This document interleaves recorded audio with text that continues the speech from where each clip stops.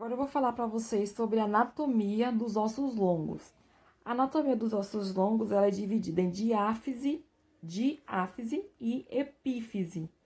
São a anatomia dos ossos longos. A diáfise, ela é o corpo do osso, no caso, a parte principal cilíndrica longa do osso. Eu vou mostrar para vocês um exemplo bem claro disso, como eu falei para vocês, é o osso do fêmur, onde tem toda aquela parte, né, longa do osso, a gente chama de diáfise. Já a epífise são as terminações proximais e distais do osso, ou seja, a parte da cabeça do fêmur e a parte final do fêmur a gente chama de epífise.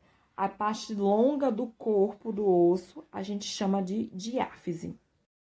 A parte, né, da cabeça do fêmur, como por exemplo, né, ela que a gente chama chama, né, naturalmente de cabeça do fêmur, mas como eu falei para vocês, o termo técnico é epífise.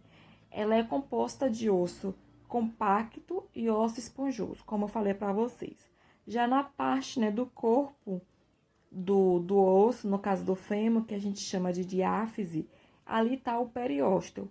E, novamente, na parte final, né, do osso, a gente tem novamente a epífise. Como eu falei para vocês, é composta de osso compacto e osso esponjoso. Juntamente nessa parte, né, da epífise, por exemplo, a parte da final do osso do fêmur que faz a junção, né, com o osso da perna e a patela, a gente tem a cartilagem articular. Essa cartilagem articular, ela é uma fina camada de cartilagem que recobre a parte da epífise, na qual o osso forma a articulação. Essa articulação é com outro osso. No caso, essa cartilagem, ela reduz o atrito e absorve choques em articulações muito móveis. Eu falei para vocês, né, na parte do corpo do osso, a gente tem o periósteo.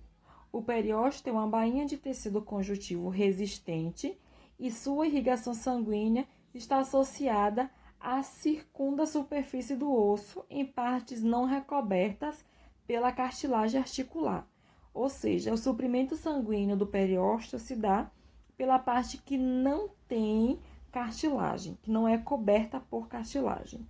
E o periósteo, ele tem a função de proteger o osso, ele auxilia no reparo de fraturas, ajuda na nutrição do tecido ósseo e serve como ponto de fixação para ligamentos e tendões.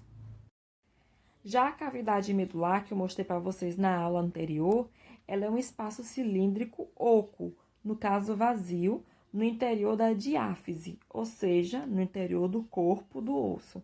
Ela abriga a medula óssea amarela e muitos vasos sanguíneos, e a sua máxima resistência é em relação ao peso mínimo.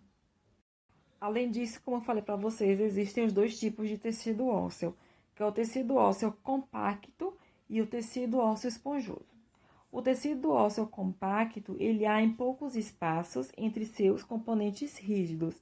Ele forma a camada externa de todos os ossos, ou seja, todos os ossos possuem a camada de osso compacto, de tecido ósseo compacto.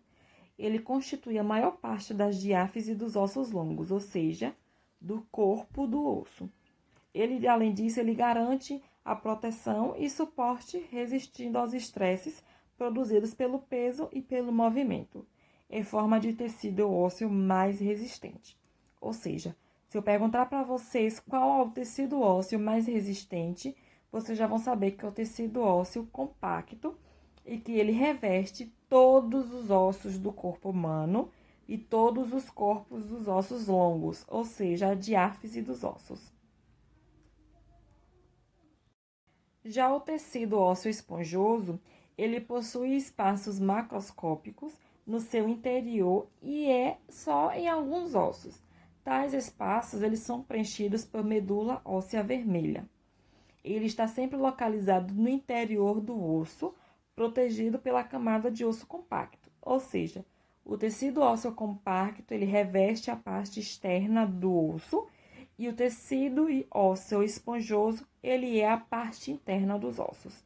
Além disso, ele constitui a maior parte dos tecidos ósseos curtos, planos, sesamoides e irregulares. a maior parte das epífises, ou seja, as extremidades dos ossos longos, e a camada estreita de diáfise. Esse tecido ósseo, ele é mais leve, tem uma melhor mobilidade e agilidade.